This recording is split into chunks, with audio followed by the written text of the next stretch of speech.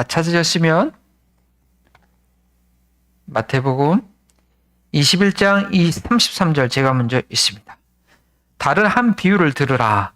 한 집 주인이 포도원을 만들어 산 울타리로 두르고 거기에 즙자는 틀을 만들고 망대를 짓고 농부들에게 새로 주고 타국에 갔더니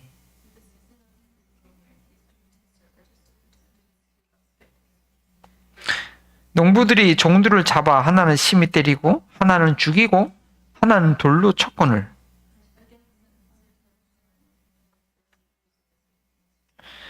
후에 자기 아들을 보내며 이르되 그들이 내 아들은 존대하리라 하였더니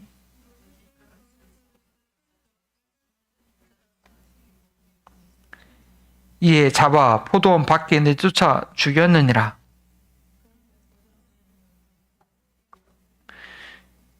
그들이 말하되 그 악한 자들을 진멸하고 포도원은 제때 열매를 바칠 만한 다른 농부들에게 새로 줄지니이다.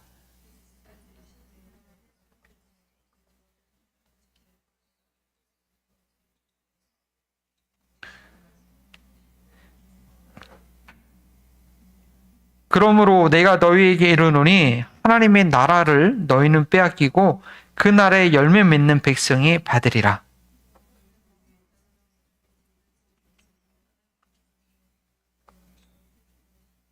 대제사장들과 바리새인들이 예수의 비유를 듣고 자기들을 가리켜 말씀하신 줄 알고 자고자 하나 무리를 무서워하니 이는 그들이 예수를 선지자로 알미었더라.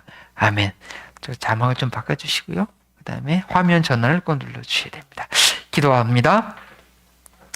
하나님 감사합니다. 사람이 떡으로만 살 것이 아니요 하나님의 입에서 나온 모든 말씀으로 산다고 주님 말씀하셨습니다. 이 시간 우리가 사는, 우리 영혼이 사는, 우리의 삶이 지탱되어지는 아버지 그런 시간 되게 하시고 물로 씻어 깨끗하게 했는데 제가 주의 말씀을 들을 때 한 주간 동안 더러워지고 낙심하고 연약했던 심령들이 깨끗해지며 한 주간도 성령 안에서 하나님과 동행하게 살기에 합당한 그런 심령으로 새로워지는 그런 성령의 진리의 성령께서 기뻐하시고 친히 그 진리를 드러내 주시는 그런 시간 되게 하여 주옵소서. 부족한 종을 늘 십자가 아래 주님 새롭게 하시며 감추시고 우리 주님의 도구로만 주여 사용해 주시고 한 주 하루하루 살아갈 때 이 주의 생명의 말씀을 밝히기 위해서 늘 십자가를 지고 기도하는 그런 삶을 잘 감당케 하여 주옵소서. 감사하며 예수님의 이름으로 기도합니다. 아멘. 네. 감사합니다. 자, 지난주 말씀은 예수님의 권위를 인정하지 않는, 예수님께서 예루살렘 성에 들어가서 말씀을 가르치려고 했을 때,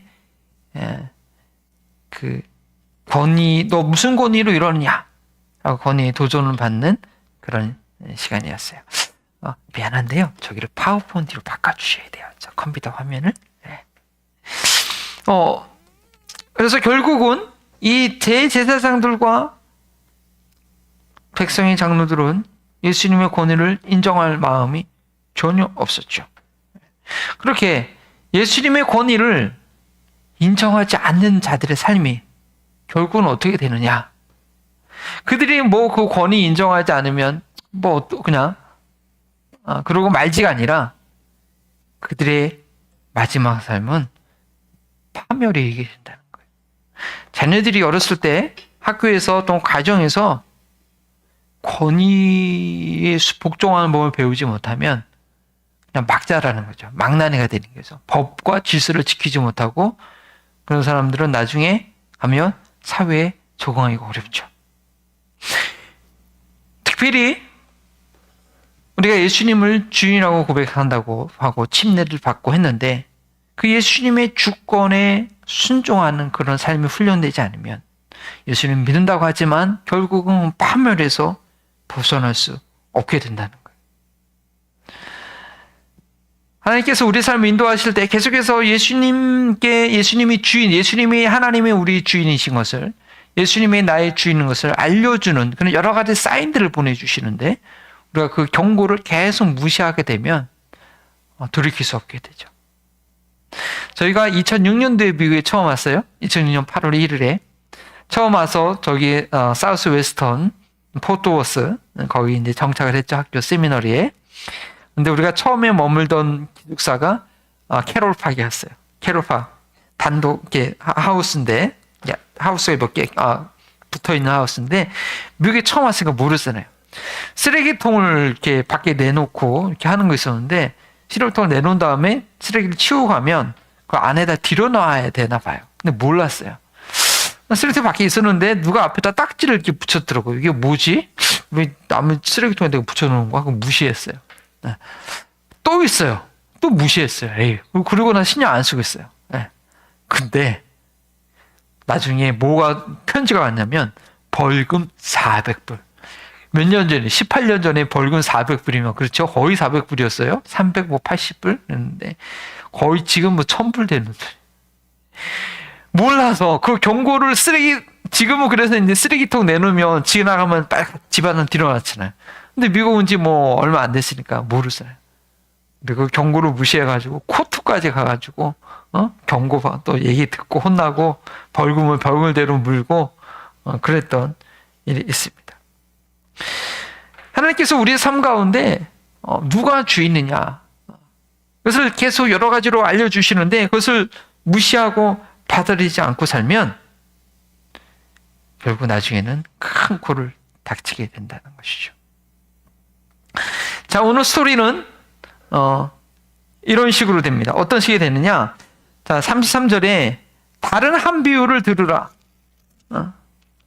자, 예수님께서 그 전 본문에는 말을 듣고 예수님의 아버지의 말을 듣고 네 가겠습니다 하고 가지 않은 예수 아버지의 권위를 인정하지 않은 근데 안 갈래요 했다가 나중에 간 누가 아버지의 말씀에 순종한 사람이냐 예수님의 권위를 인정하는 사람은 이제 순종한다고 했죠. 그 비유를 하신 다음에 예수님이 또 다른 비유를 얘기하는 거예요. 어떤 얘기를 하냐면 심플한 얘기예요.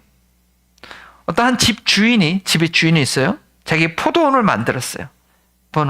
우리도 이제 뭐 이렇게 야채 같은 거 심으려고 울타리를 짓고 막 그러잖아요.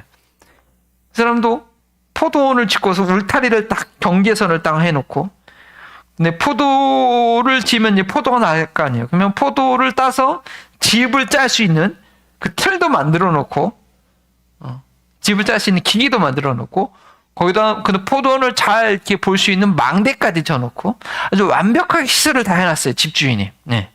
그 다음에 그걸 본인이 농사 짓진 않고 그렇게 자기 땅도 없고 그거를 만들 실력도 없고 재산도 없는 그런 좀 가난한 농부를 이제 하이어 해가지고 세를 주고 머리 타국으로 갔어요. 세를 준다는 건 다른 건 아니고 때가 되면 그 포도 너도 네가 농사를 졌으니까 일부 열매를 갖지만 그 중에서 일부 일정한 열매는 나한테 주라. 왜냐? 그 포도원 주인이 이 포도원이 제가 까먹었다. 이 앉으실 때 이쪽에 앉으니까 제가 이쪽만 보거든요. 그래서 저는 다음에는 가운데 앉아주시면 감사하겠습니다. 그래서 네. 근데 일정한 소독의 열매를 다 잘라는 것도 아니에요. 그냥 일정한 열매를 주인한테 주면 돼요. 그래서 이제 34절에 열매가 거둘 때가 가까웠어요. 그래서 그 열매를 받으려고 그 집주인이 좀 종이 많았나 본인이 직접 가지 않고 자기 종들을 보냈어요. 근데 어떻게 해요? 35절에 농부들이 그 종을 잡아다가 하나는 심히 때리고 또 죽이고 또 다른 종들은 돌로 쳤거늘. 이거 말이 돼요? 말이 안 되는 얘기죠? 그러니까 이 집주인이 이게 무슨 일이야? 36절에 다른 종들을 처음보다 더 많이 보냈어요. 그런데 그들에게도 똑같이 그렇게 하는 거예요. 이 종들이 이 종들이 이 주인이 보냈는데 자기랑 같은 종이니까 어차피 농부니까 농부고 종이니까 이 주인이 보낸 그 권위를 인정하지 않는 거죠. 그래서 그러나 내가 보낸 종들을 무시하네. 그들이 별로 뭐 이렇게 권위가 없어 보이나? 그래? 그러면 누굴 보내요? 네. 내 아들을 보내겠다. 내 아들을 보내면 인정하겠지? 네. 근데 어떻게 돼요? 네, 그렇지 않죠.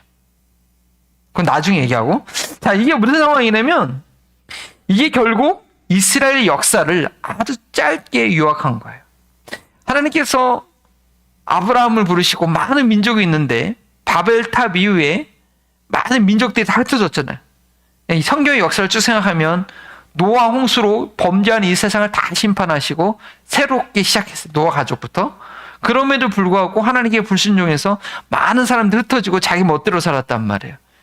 그러니까 안 되겠다. 하나님께서 다시 구원의 방법을 했는데 아브라함 한 사람을 불러서 아브라함을 통해서 한 민족을 형성하셨단 말이에요. 왜 그러느냐? 그들은 자기 멋대로 사는 것이 아니라 창조주 하나님을 경외하고 하나님의 영광을 위해서 사는 그런 나라가 되도록 그들을 구별하시고 그들에게 율법도 주고 그래서 그들에게 가나안 땅까지 들게 하셨는데 나중에 알고 보니까 가나안 땅에 들여놓고 봤더니 왜 가나안 땅에 들여보낸 이유가 뭐예요? 가나안 족속들이 너무 악하게 하는 거야. 너무 악하게 행동하니까 그 사람들을 다 심판하기 위해서 이스라엘 민족을 광야에서 훈련시켰다가 그들을 통해서 가나안 땅을 다 진멸하고 심판하고 가나안 땅을 정복하게 했단 말이에요. 근데 나중에 보니까 하나님의 선택받은 백성으로서 율법을 가진 하나님의 거룩한 법궤를 말씀 아는 백성으로서 하나님께 예배하고 그 말씀대로 율법의 말씀대로 살아야 되는데 그 가나안 사람들보다도 더 악하게 지내는 거예요. 그래서 너희 그러면 안 된다. 그래서 하나님께서 선지자들을 보내요. 예레미야 선지자도 엘리야 선지자도 이사야 선지자도 엘리사 선지자도 특히 북이스라엘 가운데 많은 선지자들을 보내는데 백성들이 말을 안 들어요. 말을 안 들어. 결국은 선지자를 엘리야 같은 예레미야 같은 선지자는 막 깊은 구덩이에 막 이렇게 가둬놓기도 하고 어떤 선지자는 돌로 쳐 죽이기도 하고. 그리고 이 짧은 비유가 사실은 이스라엘 역사를 통틀어서 한 얘기인 거죠. 바로 이것이 바로 이스라엘이 망하기 전에 많은 선지자들을 행한 그 이스라엘 백성들의 모습을 보여준 거예요. 근데 이스라엘 사람들의 역사뿐만 아니라 우리의 삶도 그래요. 우리의 삶. 우리의 삶이라는 것이 창조주 하나님께서 우리에게 모든 것을 공급해 주시고 우리에게 맡겨주신 거란 그런 이해를 할 수 있어야 돼요. 우리는 맡은 것을 그 포도원 주인이 포도원을 만들고서 농부를 데려다가 그 농사를 잘하고 맡긴 것처럼 우리도 하나님께서 우리에게 생명을 주시고 우리에게 건강을 주시고 우리에게 먹을 것과 일벌을 주시고 이제 하나님의 영광을 위해서 하나님의 뜻을 이루는 삶을 살려고 우리에게 맡겨주셨는데 사실은 그것을 기억하지 못하는 것, 이 악한 말도 안 되는 행동을 한 이 악한 농부들이나 별다를 게 없다는 거예요. 누가 해를 주시고 비를 주시고 공기를 공급해 주셨는가? 지금 이 실내 공간에도 만약에 공기가 탁하면 막 5분도 못 견디고 막 답답할 거예요. 하나님께서 공기를 깨끗하게 하시고 깨끗한 공기를 엄청난 것을 우리 산소로 공급해 주신 거예요. 그리고 이 이야기에서도 때가 열매를 거둘 때가 돼서 그 열매를 받으러 이렇게 왔단 말이에요. 우리 인생들도 이 땅의 삶에 한계가 있는 거예요. 끝날 날이 있는 거예요. 끝날 날이 있는 거예요. 그리고 그 열매는 뭐냐? 우리에게 생명을 주신 분의 그 뜻을 이루었는가? 내가 이 땅에 부름받은 이 땅에서 살고 있는 그 목적을 알고 그 보내신 이 뜻을 이루고 살았는가가 바로 열매라고 할 수 있죠. 그리고 그 뜻을 이루는 삶을 살고 있는지 확인할 수 있도록 여러 가지 삶의 어려움과 또 징계를 통해서 또는 이렇게 말씀을 통해서 우리를 부르시고 우리 삶을 인도하시는데 여기 있는 농부들처럼 아무리 종들을 보내고 또 보내도 그 삶의 방향성을 바로잡지 못하고 거부하고 그럴 때가 있다는 것이죠. 창조주를 인정하지 않는 거예요. 하나님을 인정하지 않는 거예요. 그래서 내가 내 힘으로 산다는 거죠. 그나마 이제 동양에서는 유교는 그 다음에 뭐냐면 그런 게 있어요. 부모님을 되게 공경하는 그런 문화가 있죠. 컨퓨ዥ즘에서는. 왜냐? 내가 이 세상에 태어난 것이 내 부모의 몸을 통해서 태어났기 때문에, 그래서 부모를 소중히 여기고 공경하는, 나는, 그리고 어렸을 때 나를 키워줬으니까. 그것이 인간의 가장 기본적인 윤리죠. 그래서 십계명에도 하나님과의 관계 이후에 사람과의 관계를 할 때 내 부모를 먼저 공경하라 라고 한 것이 내가 이 세상에서 나 혼자의 힘으로 내가 잘나서 이 세상에 나온 것이 아니라 나를 잉태케 한 그 누군가가 있다는 것을 기억하는 거죠. 근데 그거보다 더 중요한 것은 그 부모를 있게 한 창조주 하나님, 이 세상을 있게 한 그 하늘과 땅과 이 모든 만물을 창조하신 그 하나님을 알고 그분께서 나한테 모든 걸 주셨고 내가 그분의 청지기로서 이 땅에 잠깐 길어야 100년이 안 되는 시간을 내가 청지기로서 살아가고 있는 것이다. 그것을 깨달아 아는 것이 가장 우리 인생의 행복의 시작이에요. 대학에 가면 철학이라는 필로소피라는 과목이 있는데 여러 가지 철학자들이 얘기를 하고 뭐 인생이 무엇인가, 무엇이 행복인가, 무엇이 악인가 아무리 얘기를 해도 가장 창조주를 모르고 내가 피조물이라는 것을 모르면 인간끼리 그냥 피조물끼리 생각하고 고민하다는 끝이에요. 가장 고차원적이고 가장 정확한 철학은 창조주를 아는 것이고 창조주의 피조물로서 이 땅에서 어떻게 살아가야 되는가. 이 악한 농부들처럼 그 포도원이 자기 것도 아니면서 자기 거냐.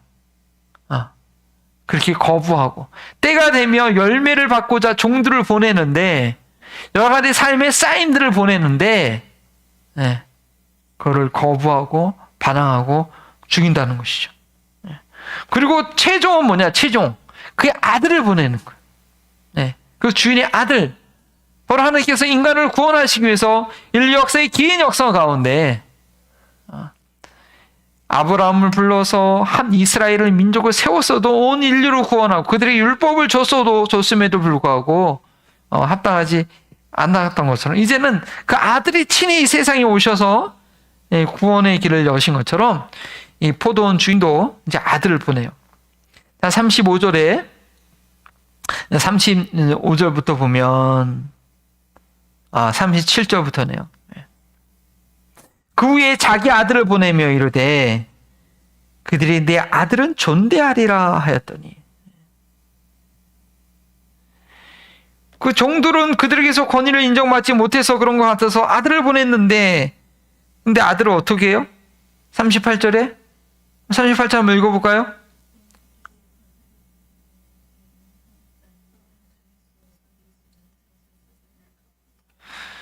이 농부들이요 몰랐던 게 아니에요. 그 종들이 누군지 몰라서 저 사람들이 내가 포도 농사 징을 다 빼앗아 가려고 하네. 몰라서 그 종들을 그렇게 그런 것이 주인의 종들을 이렇게 막 따로 잡고 죽인 것이 아니라 보내신 자의 권위를 무시한 거예요. 그래서 아들이 왔을 때 아들인 걸 알아봤어요. 그리고 어떻게 생각하냐면 저 아들은 분명히 이 포도원의 저 주인 대신 상속자다. 우리가 저를 죽이면은 이 포도는 우리 것이 된다. 그럼 발칙한 도발을 하고 그래서 어떻게 해요? 그 아들 서로 말해야 돼. 상속자네 잘 죽이자. 그리고 그 유신을 차지하자. 잡아 포도원 밖에 내쫓고 그를 죽였더라. 이거 뭐예요? 예수님께서 어떻게 죽으실 것인가. 대제사장과 장로들이 예수님을 몰랐던 게 아니에요. 영적인 눈이 가려서 모른 거죠. 그래서 예수님은 결국 예루살렘 성 골고다에서 얹어서 죽게 돌아가시게 되는 것이죠. 아주 짧은 비유지만 이스라엘 역사와 예수님의 구원의 역사, 예수님께서 어떻게 돌아가실 건지를 설명하는 너무나 중요한 비유 설명입니다. 여기서 우리가 또 생각할 것은 이 농부들처럼 주인의 아들을 알아봤음에도 불구하고 공경함으로 받아들이는 것이 아니라 그를 죽였던 것처럼 알면서도 행하지 않은 것이 가장 큰 악입니다. 예수님이 생애의 마지막 한 주간은 예루살렘 성 안에서의 사역이었어요. 예루살렘 성 안은 종교성이 가득한 곳입니다. 매주 제사를 드리고 기도를 하고 많은 사람들이 와서 기도를 하고 유대인 명절에 수많은 사람들이 몰려드는 아주 종교성이 가득한 곳이에요. 그래서 예수님께서 이 한 주간의 사역을 하면서 하나님을 모르는 이들을 위해서 한 사역이 아니었어요. 알아도 너무나 잘 알고 있는 이들을 대상으로 예수님은 사역하고 계셨어요. 그러나 그들은 예수님을 거부했고 예수님이 십자가에 못 박혀 돌아가게 하셨죠. 오랫동안 믿음 생활을 한다고 했으나 합당한 열매 없이 형식적인 종교 생활하는 것이 가장 위험한 것입니다. 아예 모르면 모르겠는데 알면서도 성령의 역사를 거부하고 하나님께서 내 삶 가운데 원하시는 마땅한 삶의 열매를 맺혀가지 않으면서도 문제의식을 갖지 못하고 부정하는 것, 그것이 가장 위험한 것이죠. 우리는 예수님 안에 있으면서 계속 열매를 맺어야 되는데 열매는 없으면서도 그냥 구원받았다는 확신만을 가지고 악을 행하기를 서슴지 않는다면 정말 위험한 것이죠. 그런데 오늘날 교회가 좀 그런 모습이 보이는 것은 우리 삶도 마찬가지지만 옛날에 천주교가 종교개혁을 했던 것처럼 천주교가 종교개혁이 필요했던 게 뭐예요? 15세기에 베드로 성전을 크게 짓기 위해서 사람들한테 면죄부를 받았어요. 네가 아무리 죄를 졌어도 이렇게 돈을 헌금을 얼마 하면 면죄부로서 너희 죄는 다 용서됐다. 그 죄를 면죄부를 주면 그걸 갖고 있으면 자기가 죄가 용서된 거. 그리고 내 죄뿐만 아니라 연옥이라는 것도 없는데 연옥에 내 조상들이 좀 믿은 사람 잘못했어도 그 교회에 헌금을 많이 내면 연옥에 있는 우리 부모님이 우리 어머님이 천국에 갈 수 있다. 뭐 그렇게 얘기한. 네. 자기의 삶을 회개하고 돌이키고 그거를 위해서 십자가를 지고 사는 것이 아니라 잘못했어도 교회 가서 면죄부 하나 사면 용서받는. 근데 오늘날 그래서 이제 사람들이 교회는 돈은 많아지고 사람들의 삶은 형편없고 죄 짓는데 아무 경각심도 못 이기고 그래서 교회가 타락하고 종교교육을 했는데 근데 오늘날 교회도 구원에 대해서 가르칠 때 면죄부를 팔듯이 가르치는 경우가 있다라는 것이죠. 예수님은 믿으면 구원 받는다. 맞는 말인 것 같지만 그것으로 끝나는 거예요. 자기 모습을 돌아보고 자기 죄를 회개하고 예수님을 따라가는 그런 성화의 삶, 제자의 삶에 대한 각오는 하지 않고 예수님께서 나의 죄 대신 다 돌아가셨으니까 나는 아무 문제 없어 라고만 생각하고 그리고 그렇게 구원의 확신을 갖고 나는 죽어도 이제 천국이야. 그리고 자기의 삶은 전혀 돌아보지 않는 내가 하나님의 자녀로서 내가 맡겨진 것이 무엇이고 내가 무엇을 위해서 살아야 되며 내가 그 하나님의 영광에서 어떻게 수고하고 애써야 되는가 는 생각하지 않고 나는 구원받은 사람이야. 나의 죄는 다 용서받았어 하고 삶 가운데 아무 열매 없이 살아가고 또 그렇게 살아도 교회에서 아무 경각심을 주지 않고 당신은 이제 죽어서 천국 갑니다. 예. 그렇게만 얘기해 버린다면 중세시대의 천주교회가 면죄부를 판 것과 뭐가 다르겠냐는 것이죠. 그러니까 예수님을 구세주로 믿는다는 것은 지속적으로 우리가 씻음을 받으며 우리의 죄성에서 조금씩 벗어나고 성령의 충만함을 얻어서 성령의 열매가 있는 그런 삶으로 조금씩 바뀌어져 가는 거죠. 그 안에서 예수님 안에서 깨끗해지고 합당한 열매를 맺어가는 그런 삶을 살아야 되는 거예요.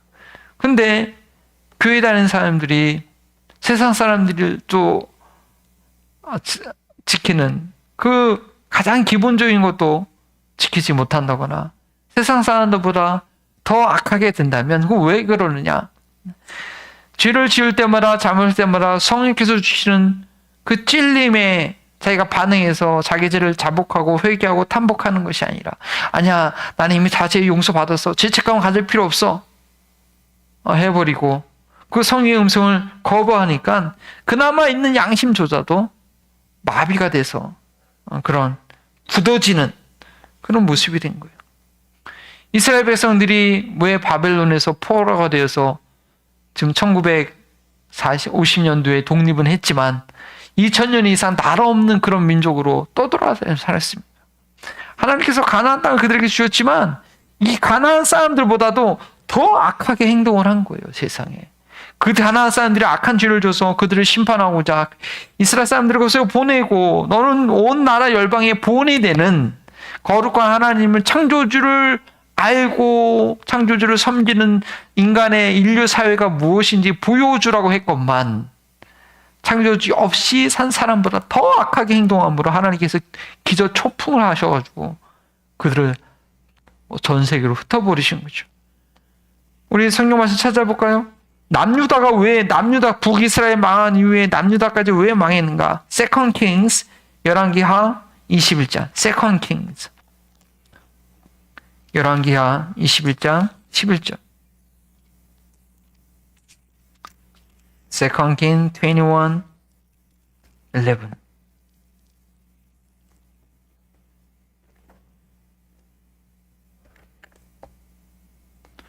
우리 다 같이 한번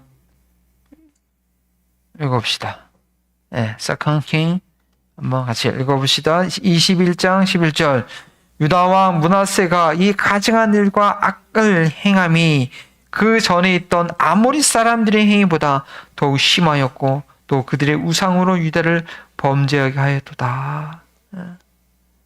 그래서 하나님께서 이제 북이스라엘 망한 이후에 이 남유다까지 완전히 바벨론을 위해서 포로로 끌려가고, 그때 이후로 그게 몇 년도예요? BC 585년?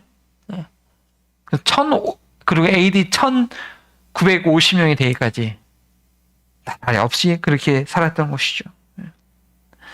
교회를 너무나 잘 아는 이들, 교회를 어렸을 때부터, 태어날 때부터 교회 다니고 늘 주일날 예배 드렸던, 성경을 너무나 잘 알고 있는 이들, 그러나 그들의 열매 없는 모습을 건드리면, 그렇구나, 내가 하나님의 뜻대로 살지 못했구나, 내가 전도하지 않았구나, 내가 제자 삼는 일에 헌신하지 않았구나 얘기하면, 에이 누가 그렇게 해, 다 그냥 주일날 예배 드리고 헌금 드리고 좀 그러다 그냥 가면 되는 거지. 그게 믿음 생활인지 알고, 선교에 헌신하라고 하면, 전도하라고 하면, 누가 그런 거 하냐고, 교회에서 그런 거 하면은 더 반항하고, 그리고 거룩한 삶을 살지 않는 모습을 얘기하면 회개하지 않고 반발하고 도리어 박해하고 쫓아내는 이런 모습이 우리에게도 있다는 거예요. 그래서 우리는 참 누군가 나의 잘못된 모습을 지적해 줄 때, 요즘도 지적도 많이 안 하죠. 누가 상관해요, 그렇게 살든 말든, 가족 아니면은. 근데 그걸 얘기해 줄 때, 그럼 우리는 정말 그 말이 틀리던 옳던, 한 번은 자기를 돌아볼 수 있는, 아무나 완벽한 사람은 없기 때문에 하는 그러한 겸손한 자세가 필요한 것이죠.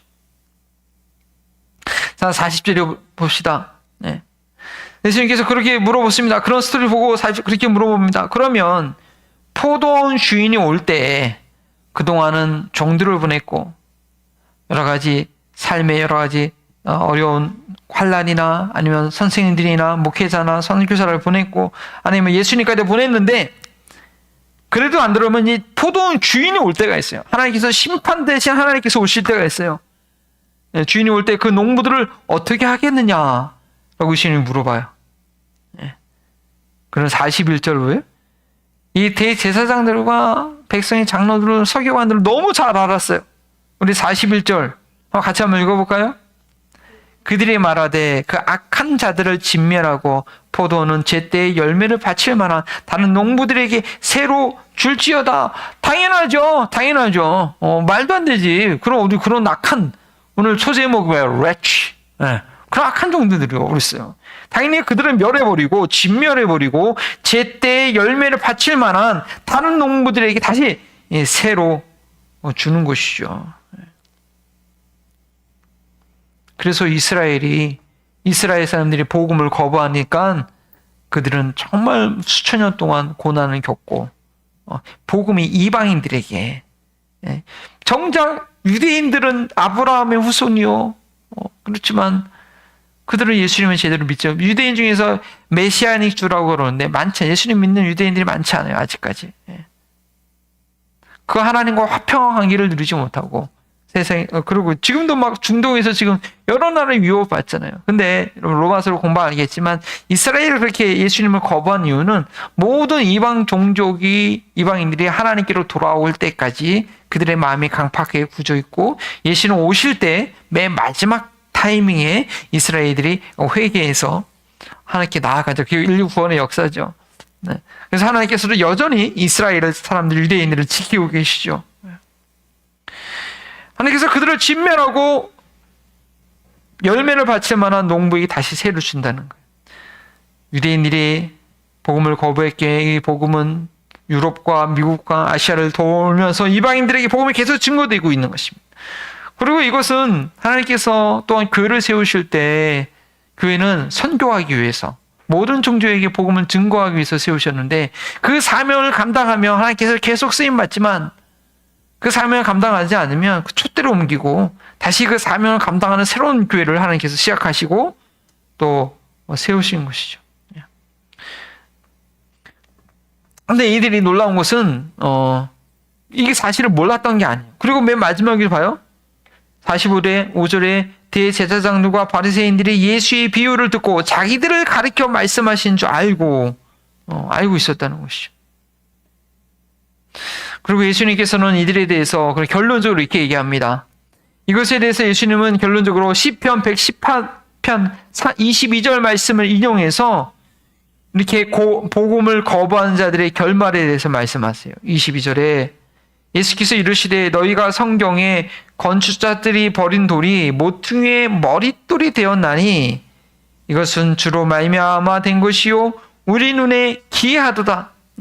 건축, 이게 무슨 말이냐면 비유로 설명한 건데, 집을 지을 때 건축자들이 이제 집을 짓다가 근데 돌을 쪼개요. 그 다음에 이거 쓸모없어, 딱 던져버렸는데 나중에 집을 짓다 보면 이렇게 모서리에 연결을 해야 되거든요.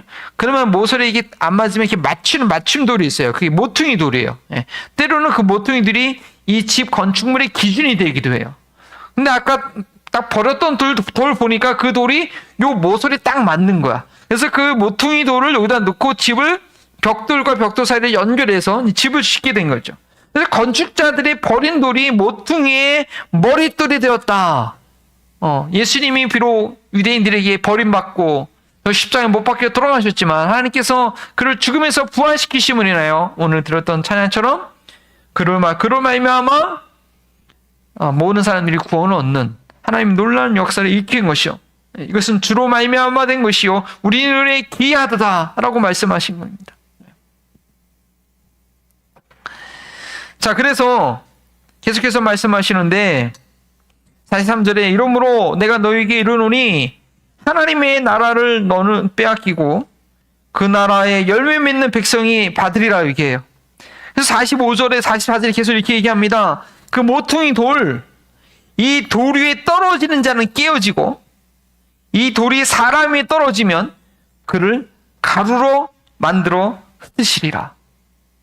이 모퉁이 돌이요, 이 모퉁이들이 건물을 건축하게 하는 그런 요긴한 돌이 되었는데 그 돌을 받아들이지 않으면 어떻게 되느냐? 그 돌이 그 위에 떨어져서 박살나고, 아니면 내가 그 사람이 처음에는 이 돌이 위에, 그 돌 위에 떨어진 자는 깨지겠고, 아니면 그 돌이 그 사람이 떨어져가지고 아주 가루로 만들어 버린다. 우리의 구원자 되신 그 모퉁이도 예수님을 받아들이면 그 예수님으로 말미암아 하나님께서 거하실 거룩한 성전, 예수님의 몸의 한 지체가 돼서 쓰임받는 그런 예수님의 거룩한 몸으로 세워져 가는데, 그 돌을 받아들이지 않으면 그 돌에 의해서 깨어지고 많은 것입니다. 이거는 복음의 양면성을 얘기하는 거예요. 복음의 양면성. 모퉁이 대신 예수님을 받아들임으로 인하여 하나님이 거하실 거룩한 성결이 될 것인가? 아니면 그를 버림으로 그렇지 않고 그 돌 위에 그 돌로 말미암아 그 삶이 깨어지는 부서서 없어버리는 심판이 받는 그런 것이 될 것인가? 이번에 한국에서 부천에서 호텔에서 불이 났어요. 불이 나가지고 많은 사람이 몇 명이 죽었는데 7층에서 불이 났어요. 그래서 사람들이 막 살려달라고 하다가 밑에 에어매트를 깔고 7층에 있는 사람들이 뛰어내렸어. 뛰어내렸는데 하필이면 모서리 그 에어매트의 끝에 떨어져가지고 이 뒤집어지면서 먼저 여자가 뛰어내렸고 그 사람도 죽고 남자도 그 뒤에 때려나가지고 둘 다 죽었어요. 그 에어매트의 역할을 바로 하지 못해가지고 거기 떨어지지 않고 옆에 살짝 떨어져가지고 죽고 말았어요. 에어매트는 좋은 것인데 그 에어매트의 구석이 떨어지니까 떨어졌음에도 불구하고 죽고 말았죠. 예수님을 받아들이면 그로 말미암아 하나님의 거룩한 그런 백성이 되고 거룩한 공동체가 되지만 예수님을 복음을 듣고도 거부한 이들은 핑계할 수 없고 그것이 바로 심판의 근거가 됩니다. 이것은 뿐만 아니라 복음을 듣고 예수님을 거부한 것뿐만 아니라 왜요? 43절에 그렇게 얘기하잖아요. 하나님 나라를 너희는 빼앗기고 그 나라의 열매 맺는 백성이 받으리라. 열매 없이 예수님을 믿는 척하는 이들, 거룩해지는 회개하는 삶이 없이 교회 안에서 종교 생활만 하는 이들, 하나님 나라를 빼앗기고 열매 맺는 백성이 그 나라를 차지하게 된다는 것입니다. 대제사장들과 이 바리새인들은 예수님께서 하신 비유가 자기들을 가리키는 것인 줄 알았어요. 그리고 그들 스스로가 열매가 없는 자들인 것을 본인들이 알았어요. 그렇다면 창녀와 세리들처럼 회개했는가? 아니요. 이 rich, 악한 농부들처럼 하나님의 아들 대신 예수님을 죽이려고 했어요. 단지 46절에 잡고자 하나 무리를 무서워하니 이는 그들이 예수를 선지자로 알미니라. 자기의 권위가 중요했던 사람들은 사람들의 이목이 중요한, 사람들이 나를 어떻게 생각하냐가 늘 중요하거든. 네. 단지 사람들의 이목을 중시했기 때문에 사람들의 눈길 때문에 예수님을 잡지 못하고 있을 뿐이었죠. 철저하게 회개를 하지 않고 그냥 교회 다니는 척만 하는, 사람들에게 보이기만 하는 그런 삶이 우리 가운데 계속 마지막까지 진행될 수도 있는 거예요. 그건 멸망이죠. 열매 없는 삶은 예수님의 주권을 인정하지 않는 그런 패턴을 가지고 있는 거예요. 왜 내 삶 가운데 열매가 없는가? 예수님의 주권을 사실은 인정하지 않고 그런 척만 하고 있는 것이죠. 그리고 그 결과는 어떻게, 그 마지막은 그 돌이 그 위에 떨어지거나 아니면 돌 위에 그가 떨어져서 파멸해야 되는 거예요. 그 불났을 때 몇 티에 본인이 뛰어내렸지만 거기에 정확하게 착지하지 못하고 떨어져 죽었는 것처럼 결국은 생명을 잃게 되는 것이죠. 그리고 예수님의 주권을 인정하지 않았기 때문에, 처음부터 완전히 인정하지 않았기 때문에 회개도 하지 못하는 거예요. 예수님의 주권을 인정하는 자만이 계속해서 자신의 삶을 돌이키는 회개의 삶을 살게 되는 거죠. 예수님이 나의 주인인 것을 철저히 인정하면, 그 주인이 얘기하면 제가 잘못했습니다, 그렇게 안 하겠습니다, 자백하고 부족하지만 돌이키는데, 처음부터 예수님의 주권을 인정하지 않기 때문에 아무리 성령께서 경고하셔도 아무리 말씀을 통해서 얘기해서도 마음을 딱딱히 하고 굳게 하고 자기를 감추고 돌이키지 않는 것입니다. 그리고 그렇게 돌이켜 회개하지 않고 거부하고 반항하면 결국은 파멸인 것이죠. 네. 어제 좀 늦게 신문 기사를 봤는데, 왜냐하면 텍사스에 있던 일들이니까 제가 다 아는 교회이기 때문에, 제가 몇 번 참석했던 교회이기 때문에 한 10,000명이 모이는 그런 교회예요. 예. 근데 그 목사님이 은퇴하기 전에 교회에서 사임을 당했어요. 왜냐냐? 그러니까 그 목사님이 결혼하기 전에 20살 때 교회 안에서 12살 된 그 여학생을 성추행한 거예요. 성추행한 거예요. 그거를 감추고 있었어요. 그래서 그 이제 그 12살 된 그 어린 여학생이 성장해서 이제 커서 이제 그거를 왜냐면 아마도 그 목사님이 청년 때였으니까 실수할 수 있죠. 근데 그게 몇 년간은 한 2, 3년간을 그렇게 지속했다. 2, 3년이면은 그 의도적인 거지. 실수가 아니다. 의도적인 거. 그렇다고 하면 자기가 결혼하고 있는 사역을 한다고 한다면 자기가 그런 지난날의 과오를 회개하고 그 찾아가서 사죄하고 그랬으면 됐을 텐데 그러지 않아요. 숨기고 모른 척하고 딴 지역에서 오클라호마에서 그러고 나서 텍사스로 와서 설교를 진짜 잘하고 능력이 교회 10,000명 이상 모이는 교회로 성장시켰어요. 그래서 그 여성이 나중에 50살이 돼가지고 교회 지도자들한테 예전에 저 사람이 나한테 그렇게 행동한 사람이다. 저 사람은 문제 해결했는데도 교회에서 그걸 묵인하고 수시하고 감추고 몇 년을 감추고 있다가 이제 이 여성이 용기를 내서 방송을 인터뷰하고 교회 앞에서 피켓을 드니까 결국은 이분이 교회를 사임하고 말았죠. 너무 부끄러운 일. 부끄러운 일. 근데 그나마 그 사람이 그 목사님이 내가 젊었을 때 그런 일이 있었다라고 자백하고 시인하고 교회를 사임했습니다. 그랬으니까 다행이지. 그 막강한 교회의 힘과 권력으로 그 여성을 무고하게 짓누르고 나는 그런 일 없다 하고 그러면 그 목사님은 영원한 지옥 심판에 들어가는 거예요. 사실. 그나마 그 마지막 순간 하나님께서 은혜를 베풀어 주셔서 그렇게 영원한 지옥 심판 받지 않도록 그 마지막에 회개했으니까 얼마나 다행이에요. 그뿐만 아니라 또 다른 흑은교회 거기도 10,000명 이상 얼마나 유명하신 분 저도 설교 많이 들어요. 근데 그분도 결국에는 근데 그분은 스스로 내가 잘못한 게 있다. 교회를 스스로 공개 어떤 일이 있었는지 공개 드러나지 않고 그나마 감사하고 그나마 영원한 지옥에 빠지지 않게 자기의 잘못을 인정하고 돌이켜 회개했다는 것이죠. 근데 우리는 근데 사실 이건 거룩한 교회이기 때문에 이것이 가정 일반 회사 CEO 같은 테슬라 같은 그런 일론 머스크 이 사람들도 보면 삶을 보면 엄청난 일들이 막 그런데 사회에서는 it does not care. I don't care.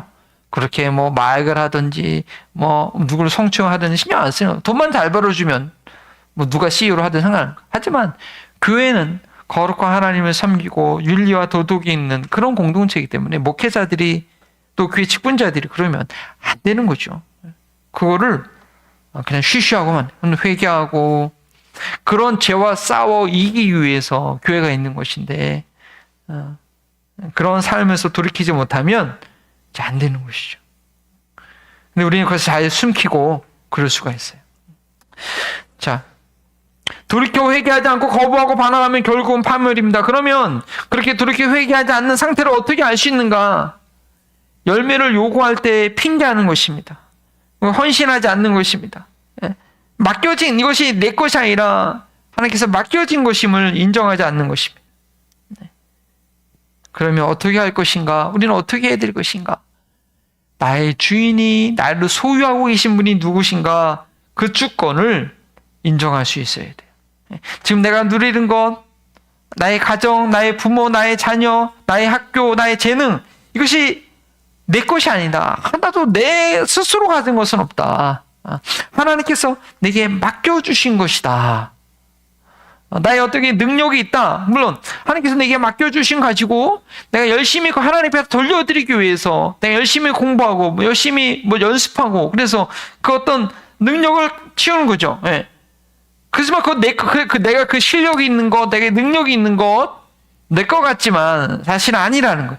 하나님께서 그 기본적인 것을 하나님께서 공급해 주신 거죠. 포도 농부들이 거기서 열심히 내가 일을 했으니까 이 포도는 내 거야 라고 할 수 없는 거예요. 그 산 울타리를 두르고 그 틀을 따시는 집을 따시는 틀을 만들고 망대를 세워주신 분이 누구냐? 그 포도는 주인인 거예요. 내가 열심히 일해서 포도를 얻었어도 그건 내게 아니라는 거죠. 그건 마땅히 주인한테 줄 게 있는 거예요. 내가 열심히 살아서, 내가 열심히 훈련해서 공부해서 좀 실력 있고 돈을 벌었더라도 그것은 내 것이 아니라 내게 그 맡겨주신 이의 뜻을 우리가 기억하면서 그 뜻대로 할 수 있어야 되는 거예요. 그런데 그렇지 않으면, 그 주권을 인정하지 않으면 그것이 내 것인 줄 알고 나의 목표를 위하여 내 삶의 즐거움 위해서 살다가 결국은 파멸에 이르게 되는 것입니다. 회개하지 못하고 파멸에 이르게 되는 것이죠. 몇 명의 목사님들 얘기했지만 그래도 그분들은 죽기 전에 회개할 수 있었으니까 너무나 감사. 결국 좀 교회는 부끄러운 일이지만, 그래서 우리도 우리의 죄가 드러나기 전에, 모든 사람들 앞에 부끄러움 당하기 전에 하나님 앞에 회개하고 그 죄에서 돌이키는 그런 믿음의 삶을 살 수 있어야 됩니다. 우리의 말씀을 한번 정리해 보면 핵심의 주제는 이거예요. 저기 돌아가지가 않는데 그래요. 한번 슬라이드를 눌러주세요. 네. 한번 눌러주세요. 네, 그렇죠. 한번 읽어볼까요? 시작. 예수님의 주권을 인정하지 않는 삶의 마지막은 파멸이다.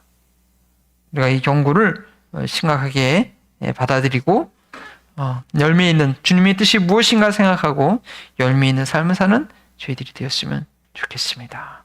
네, 기도하시겠습니다. 하나님, 참으로 주님 앞에 두렵고 떨림으로 설 수 있는 저희들 되기 원합니다. 어떻게 해야지 하나님께서 원하시는 삶의 열매를 맺으며 어떻게 해야지 하나님 회개할 수 있을지 참 모르고 답답할 때가 많이 있습니다. 우리의 연약하고 부족한 삶 그냥 묻어둘 것이 아니라 우리 주 앞에 나아가서 하나님 나의 이 삶의 문제를 해결하려고 주 앞에 자백하며 주님의 도움을 구하며 훗날 더 부끄러운 일을 당하기 전에 나의 삶의 작은 모습 가운데 예수님이 주권을 인정하는 그런 모습이 될 수 있도록, 그렇게 훈련될 수 있도록 주님 인도하여 주옵소서. 감사하며 예수님의 이름으로 기도합니다. 아멘. 자.